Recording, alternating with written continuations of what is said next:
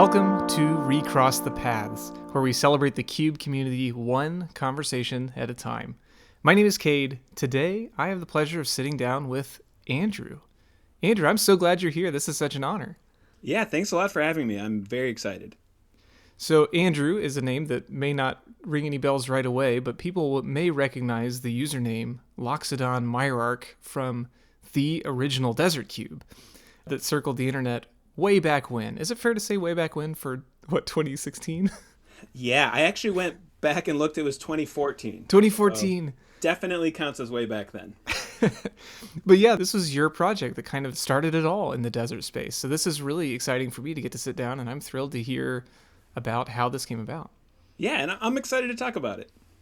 So we got to cross paths briefly at Shoebox in Minnesota, just had a chance to briefly rush past each other in the buzz of activity. And so now to get this chance to unpack this together, Andrew, I like to ask to set the stage a little bit, why Cube?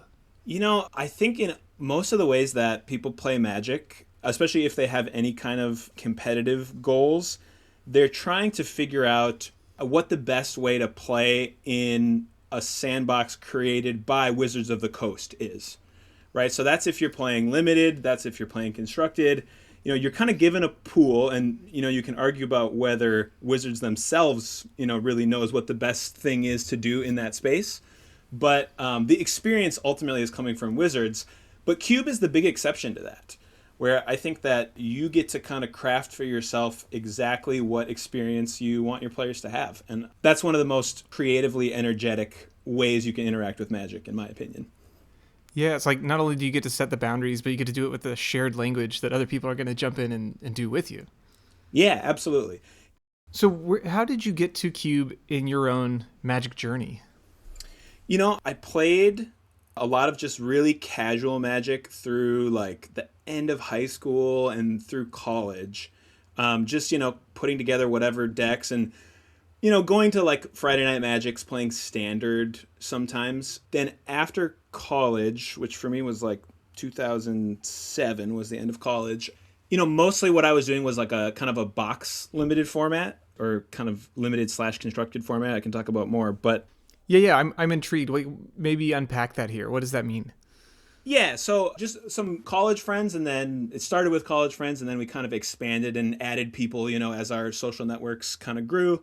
We basically, every set, we buy a box of the set, we open it up, and then you build decks with that, and you can trade cards with other people who are playing with their boxes, but there's no outside cards that come in after folks have purchased their boxes. And so it's a constructed format that we play, but it's kind of determined by what we open, kind of what the metagame ends up being. It's a little bit, it's interesting, and it's, obviously just fun because we're friends with all the people who are doing it. Turns out Magic is just fun, almost however you play it. Yeah, exactly.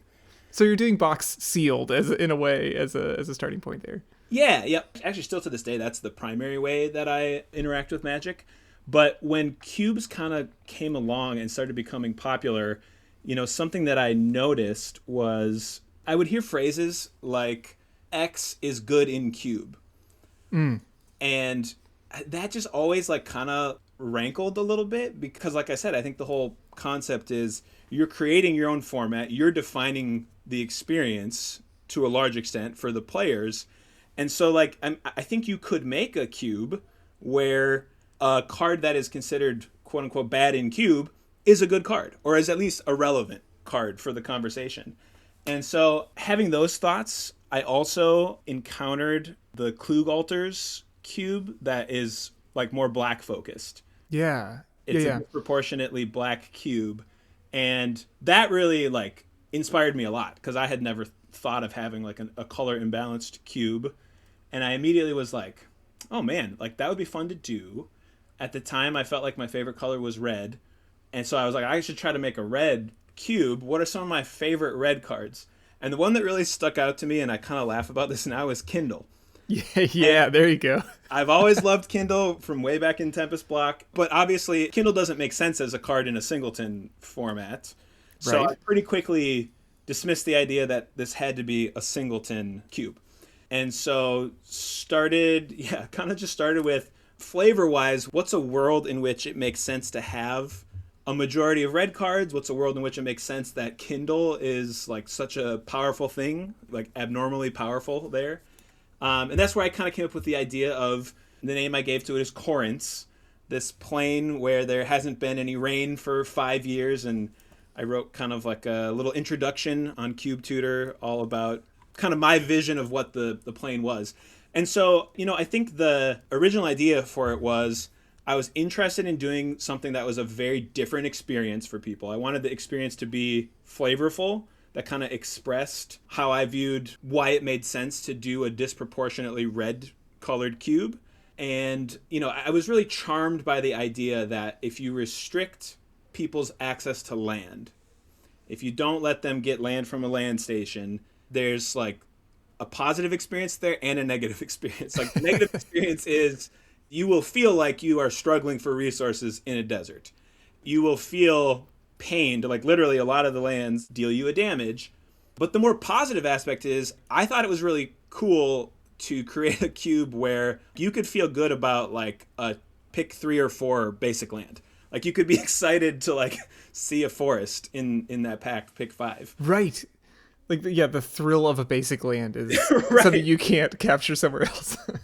Yeah, and to me that's kind of where it goes back to that context of like, well, X is good in cube. Well, if you change some things around and you can make even a forest be an exciting card to pick up. You've kind of already alluded to it here. Do you have an elevator pitch or like an overview if you're just trying to invite somebody in to sit down for the space? How do you pitch? Boy, Andrew, this is surreal. How do you pitch the Desert Cube? Well, so I mean, I think if you are talking, as I have many times over the years, to somebody who does not know the concept of a desert cube already, that's kind of how I pitch them on it. I say, we're going to draft, but you have to draft your lands. And obviously, the pack sizes should be adjusted for that. And you have to be really careful to make sure that you are picking up lands as you go. And if you finish like pack 1 and you don't have any lands, that's really bad because you're going to be in a very tough spot. Yeah, so quick learning opportunities there for sure. Yeah, but I mean, and I guess part of how I would pitch it nowadays, or to someone who's familiar with the concept of a desert cube, is I would just kind of try to say, well, this contains a lot of my favorite cards and cards that I really like, and it'd be fun. Hey, let's do it. But to be honest, I mean, I do kind of feel like the concept of desert cubes has evolved to the point where I'm not sure for any reason other than historical purposes you'd necessarily want to pick up this exact list. And actually we should talk about Judge Bones. I got the pleasure of meeting him at Shoebox, and my understanding is that he's kind of taken the idea of a desert cube and really kind of honed it and taken it in his own direction, which I think is really cool. And it sounds like his version is probably a lot more fun to play. I mean, it's a different kind of fun. Yeah. Well, and that's something we could talk about too, is why I stopped updating it when Amonkhet came out, because I think that was really an exciting point, as Judge Bones told me at least. That was an exciting point for him because we had this infusion of new deserts, and you could actually make deserts like be good and cool. It not just be the actual card desert that was exactly ruinous to X1s everywhere. Yep, exactly. But, the reason I didn't want to update past that point was because I actually wanted it to be pretty rare for people to pick a land and feel that it was better than a basic land. When I saw the powerful deserts, I kind of hesitated. And I also will say, I like that I definitely consider this a nostalgia cube. I like that a lot of the art and the specific cards look very old, look very retro, and the newer deserts I thought didn't quite capture that quite as well. And actually, one kind of anecdote that I remembered when I was thinking about this from way back when in 2014, before I like finalized the deck and sleeved it all up, I took the basic lands I was going to use, which were all white bordered, like 4th edition or revised basics, and I just like set them out in the sun for a really long time. I wanted them to look like faded and that's so good, like old and faded. Yeah. Did you end up getting them bleached over time? I know that usually takes months. Yeah, I don't think it maybe made a noticeable difference, but I left them. I mean, a couple days I put them out there, but So properly baked, but maybe not. yeah, probably just like using it without sleeves would do more for that that effect in the sun. But at the time, I really thought that was a cool idea. Thinking of that, like your frames and your card choices, and thinking of it as nostalgia, was that part of the flavor, or was that just kind of personal preference? I mean, it was definitely part of the flavor, I think, because Corince is supposed to be this like world that was had like its glories and had good things about it until this disaster befell it, and now it doesn't get any rain, and so it's all kind of faded glory. It was Corince an original idea, is like kind of like a plane that you made up, or a space you made up?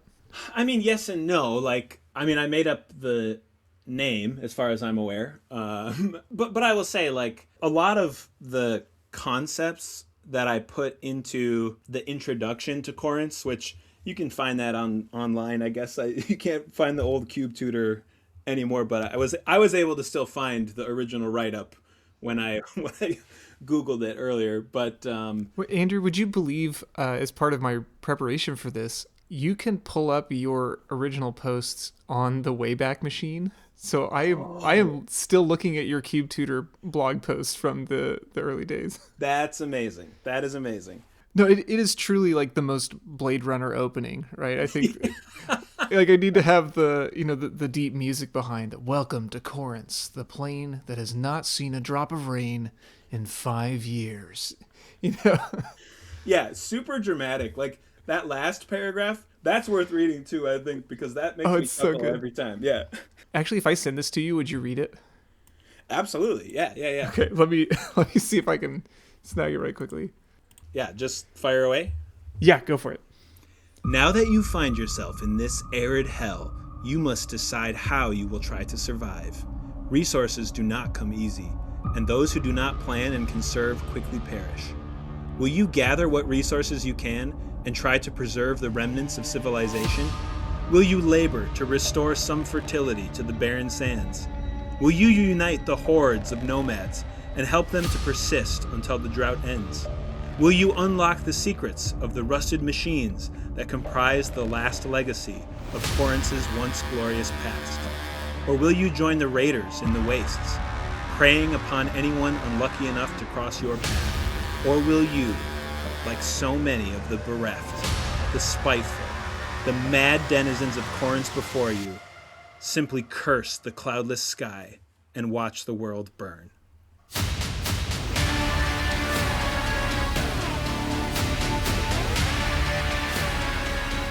You can't see me fist pumping over here. That's awesome. Amazing. Amazing. That's so good. I can't wait for the dramatic music. Oh man.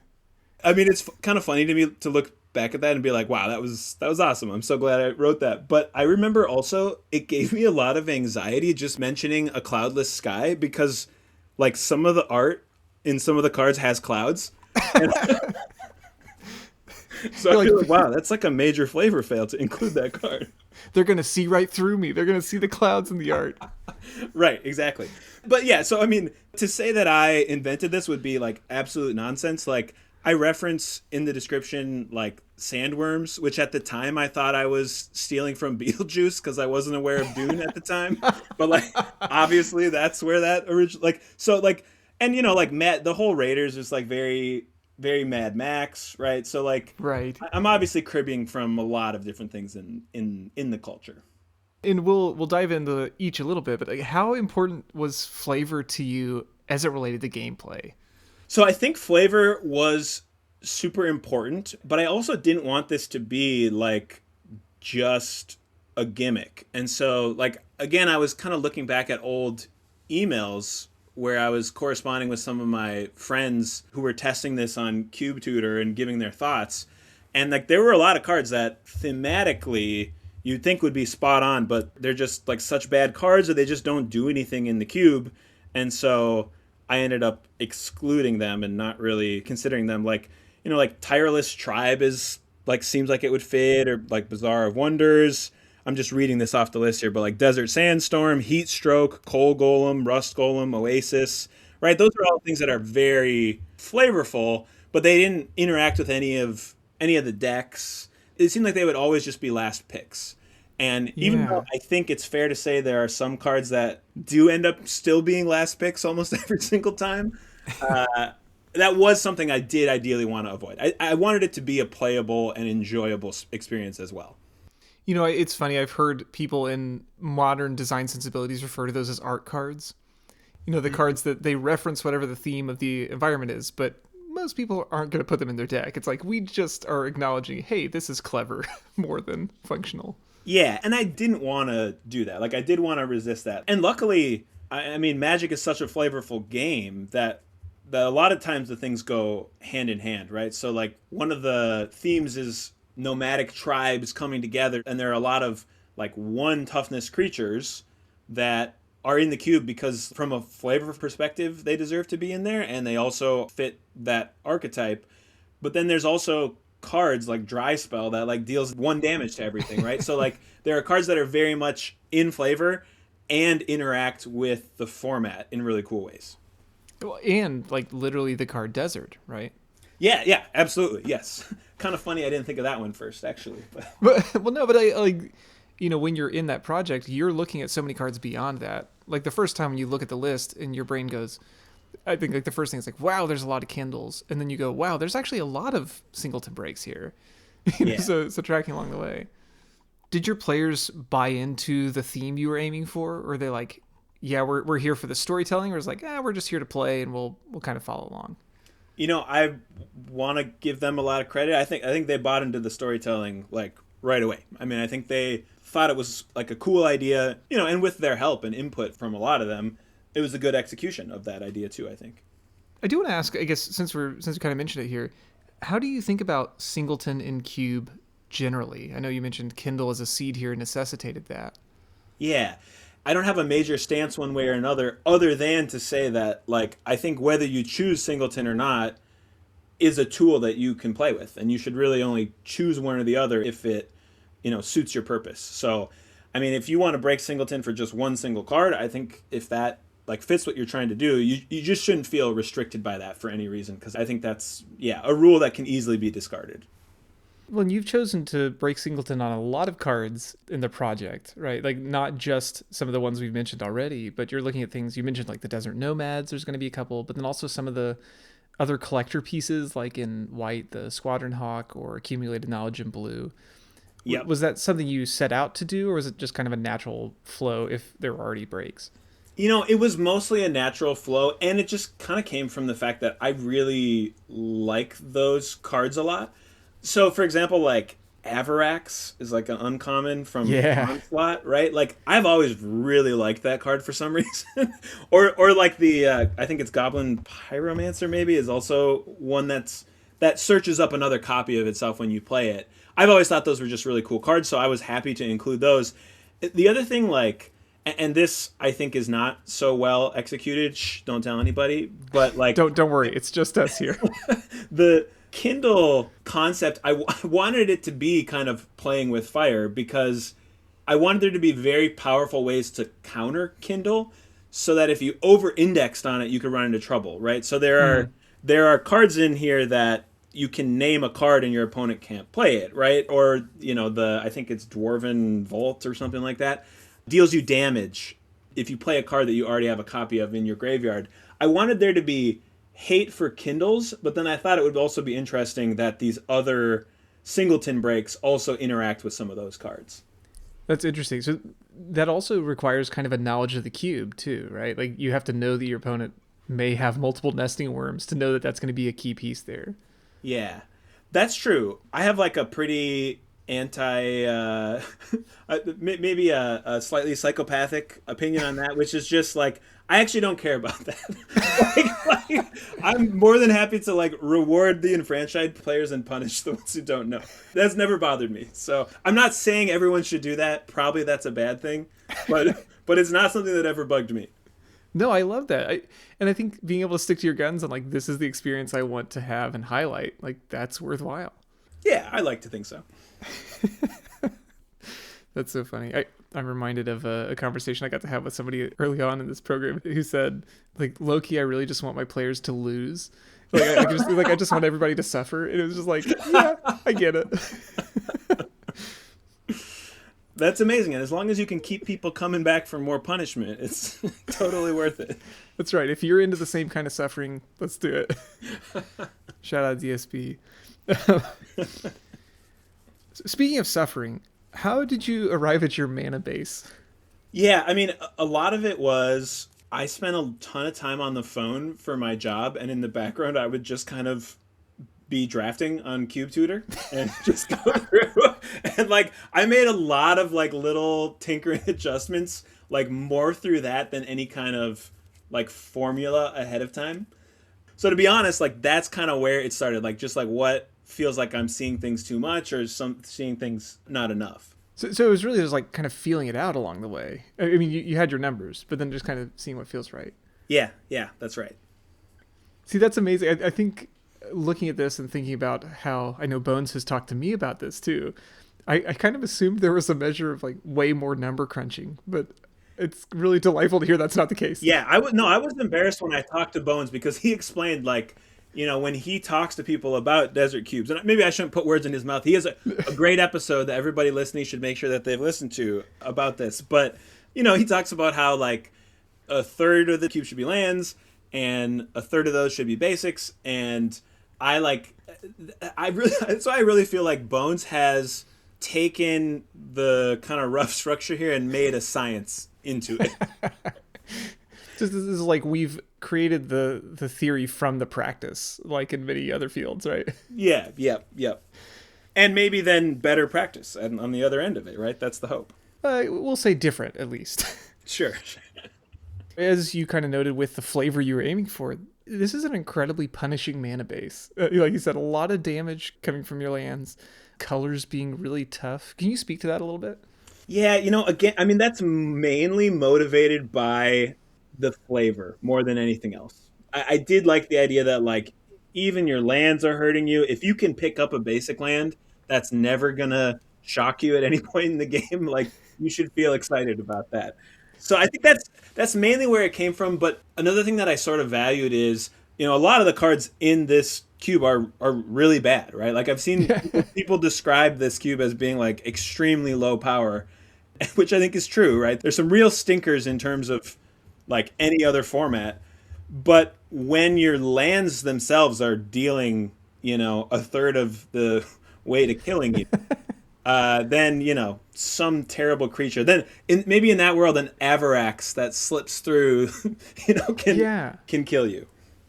Well, you kind of mentioned in that spirit of, you know, X is good in cube. Like you've redefined it where different cards are good for different reasons. It's not like you just have your most powerful cards. Because like even in 2014, there are some powerhouses you could have put in here. But like reframing it where your Ember Mage Goblin is not embarrassing to cast, you know? Yeah, right. Thank you for finding the name of that card. It's so goofy. I love that card. Yeah, no, it is really goofy. You know, and I think another thing is, even at the time, even in 2014, like I did want this to be nostalgic. And I think one of the things that people even back then were talking about is Magic is getting more, the power in Magic is more in the creatures, right? Like I think I heard on a recent episode of yours, somebody kind of describing like, oh, a lot of times people view Cube as powerful instants and sorceries from the past and powerful creatures from the present. Yeah. And so I did like that, like, Kindle's super powerful and can kill almost anything in the cube that doesn't have protection from red, right? Like, I did like the idea that the creatures are scaled back. So, yeah, in 2014, there were definitely a lot of cards, especially creature cards, that were way more powerful. But I didn't want that. Like, I wanted it to kind of call back to the days when to get card advantage, you had to do like either a card that was devoted to that, you know, like accumulated knowledge, or, you know, something weird like Avarax where you're getting a second copy of some lame 3/3, right? Yeah, you don't get the Swiss Army knife, or you don't get the thing that is the Lunchable, to use another old term, of like you don't get everything in one package. Yeah, exactly. Yep. You mentioned kind of the process of playing around with some things on the front end to get a feel for it. How long did you tinker with some of these concepts before it gelled for you? Yeah, that's a good question, and I don't remember like with a ton of precision, but I mean it was certainly a few months before I started actually like acquiring the cards or spending Saturdays going through my collection to look for the cards. So yeah, I mean I tinkered with the list for a very long time before I ended up even trying to put it into a physical form. In part of that process was pack size. I know you mentioned that earlier. Was that something that you were working with at that point, or did that come later? No, I mean pretty much right away I kind of realized that you would have to draft more packs. And actually, I should say, maybe one of my friends who was also drafting it pointed that out. I don't know that that was my idea, but yeah, it's like pretty clearly needed because unless you very, very, very aggressively just draft lands, with 3 15 card packs, you're just way too often you're not even getting a deck that's playable at all. This is kind of an impossible question to answer, I think. Is there anything that you would have wanted to do differently if, as you're looking back on it now, in terms of how you structured things? Yeah, I mean, there are too many Kindles. There, I'm gonna say it. There are too many Kindles. Like, and I counted like the physical version that I have, which is like fewer Kindles than there originally were. I mean, but there's still like 29 in here. Like that's a crazy number of Kindles.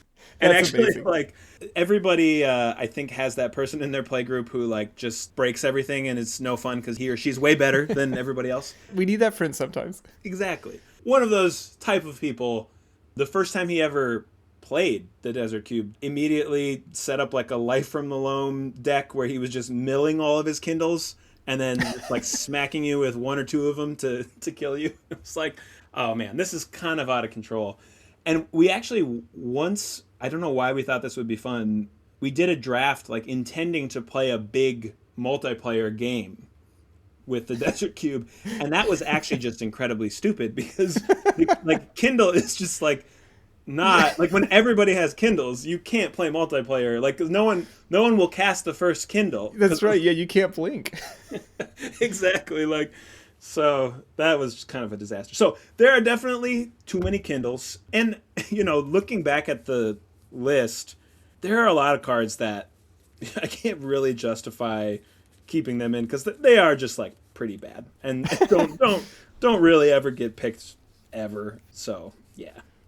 Well, I mean, we know Cube is kind of it can be an endless pursuit, so I'm sure there would always be changes. But I know looking back at a project that is over a decade old now, I didn't know if you had a different lens on that. Yeah, I mean, Kindles is the kind of the biggest thing, and I mean, I will say this: I for a while I toyed with the idea, and I'm sure there's like other spaces in the community where I could learn more about like the pros and cons of this. But I toyed with the idea of like homebrewing a couple of cards that would also interact Sure. with that theme. Like I thought of like you could have like some kind of a smuggler themed card where every time you search for one card, you can instead search for any card. Oh, interesting. That could be like a cool way to implement to actually use some of these like frankly pretty terrible creatures that go search for other creatures in a more exciting way. No, it's interesting because I imagine like custom design for something like this wasn't really all that big, or like wasn't really on the radar in the early 2010s, right?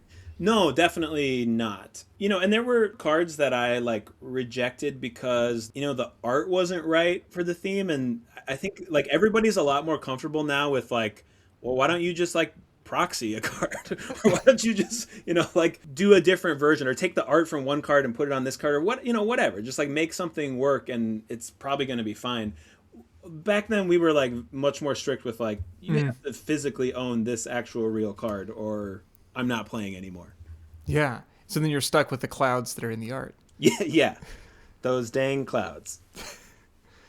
Well, Andrew kind of mentioned up front about the Desert Cube. The original Desert Cube has inspired this entire subgenre in a way of the cube space.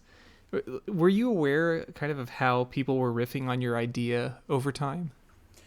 The first that I was made aware of that was I got an email from the guy who ran Cube Tutor, and he said, "Hey, I saw some discussion of your cube on a Reddit post." can I make your cube the featured cube? And like I was blown away by that. Like the idea that anybody other than my direct friends had seen it, or much less were discussing it anywhere. So I was like, yeah, absolutely, put that on there. That'd be cool. And then I didn't really like seek out very much, but I would see every now and then someone would say, "Oh, I found this discussion on Reddit, and they're talking about the Desert Cube." That's And right. I'd go and read that and see how other people had like adjusted things or kind of made their own takes on it, which I thought was cool. A friend of mine told me once that he was just like in a local game store and he just walked in and some people were playing the Desert Cube like in person, and I like could not believe that had actually happened. Like that he had seen that in the wild completely blew my mind.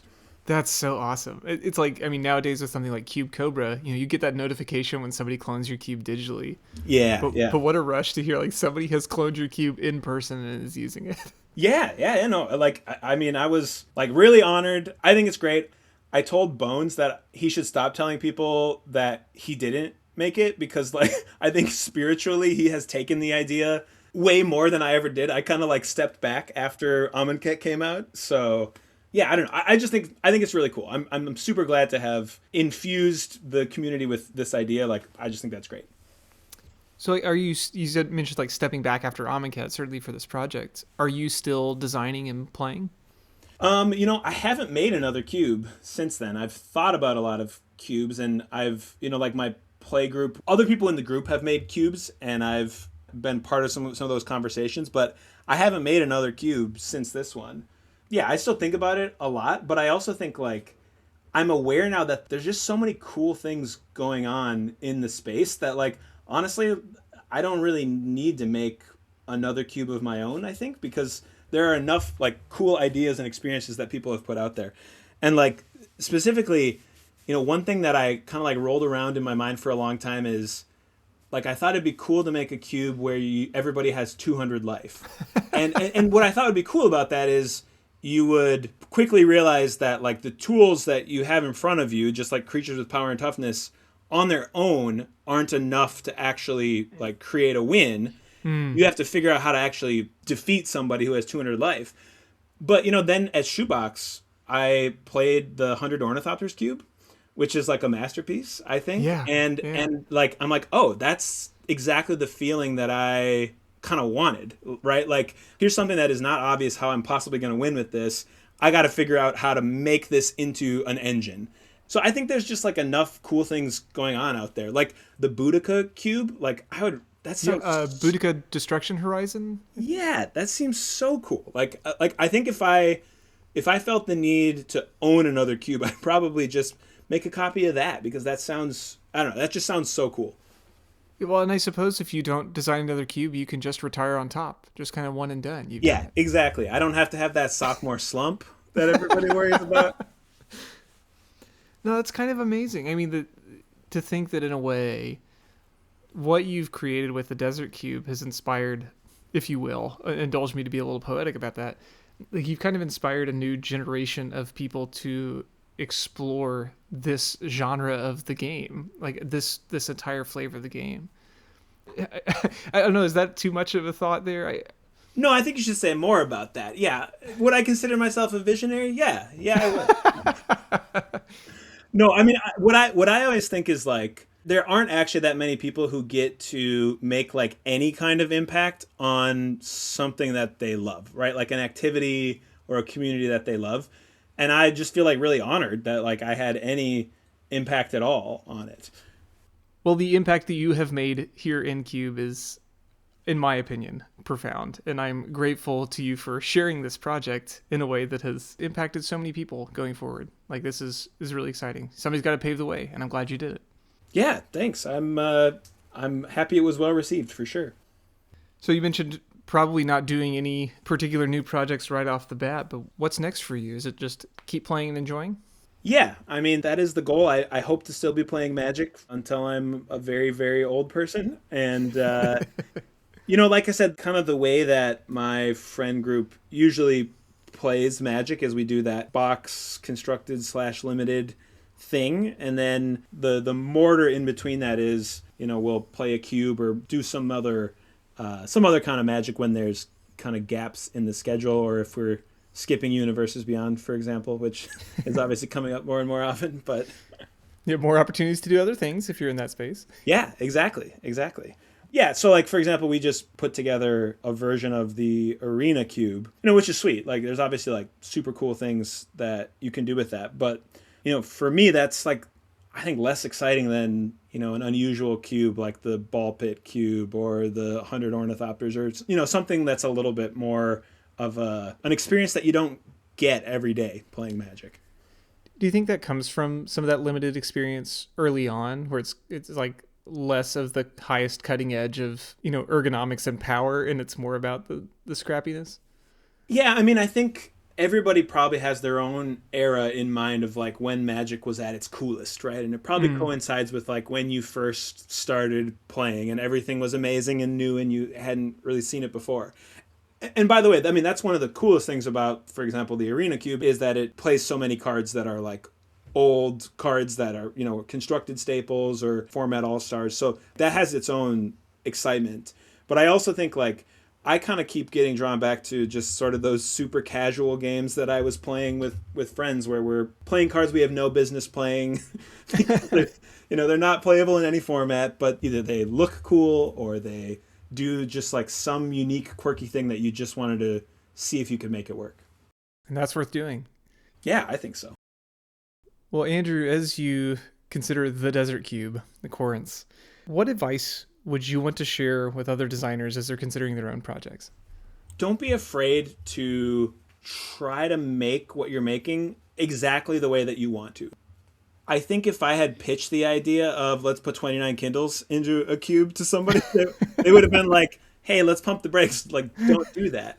And those kind of conversations, like the reining back in, can happen in the refining process. But I think when you're doing the kind of the rough draft of it, I think don't constrain yourself to singleton unless you think that's really important. Don't constrain yourself to color balance unless you really think that's important. Like, I do think breaking a basic rule of the game, like you don't have access to basic lands, I think that's pretty risky. Like, I think you want to be really thoughtful about that particular kind of thing, because I think that can easily become like a gimmick that's not fun to play. But with that caveat, I would say like, yeah, just try to make it in a way that conforms with your vision and what gives you energy. And then in the editing process, that's where trusted collaborators can tell you, hey, here's some feedback. Maybe you should scale back on the Kindles, or you should, or this card is flavorful, but actually it's really bad and no one will ever put it in their deck and it's just chaff, something like that. Well, like we said, we need those friends. We need somebody to come in and shake things up after we've aligned it all the way we think it needs to be. Yeah, exactly. Well, Andrew, this has been just a delight for me, a profound honor. Before I let you go, though, I do want to ask you one of my favorite questions, which is, if you could have any card printed as a promo, what card would you pick and who would you have do the illustration? Yeah, super cool question. And I had to think a lot about this, especially because a lot of my favorite cards, like the art that's already there is so iconic. I assumed that would be a challenge for you for that reason. Yeah. Because I was thinking like, what about like Sylvan Library? And then I'm like, no, I really like the Sylvan Library art. So I decided that I would go with Deathrite Shaman, and yes, I would have Seb McKinnon do the Deathrite Shaman, because like I really like a lot of McKinnon's art just in general cards, and I think the art for Deathrite Shaman could be like a really interesting reinterpretation of what's going on in that card. Yeah, like very spooky, very spindly, a lot of like esoteric shapes. Yeah, exactly. That's a great choice. Well, Andrew, if folks want to learn more about any of your projects, maybe they just want to peruse the old Desert Cube, where would be the best place for us to point them? Yeah, that's a good question. I guess maybe the Wayback Machine is the best place to find the original Desert Cube. Actually, I am aware that other people have reposted it on Cube Cobra. I believe it exists on there. I did not put it on there. I mean, if people really want to get a hold of me, I'm happy to have them reach out to your show and you can let me know. I don't know if that, unless you don't want to do that. No, if it makes people's days brighter, I'm happy to help facilitate. It's a good attitude. You're not going to share your aim handle or anything like that. No, especially given what mine actually was. It was embarrassing at the time and even more so now.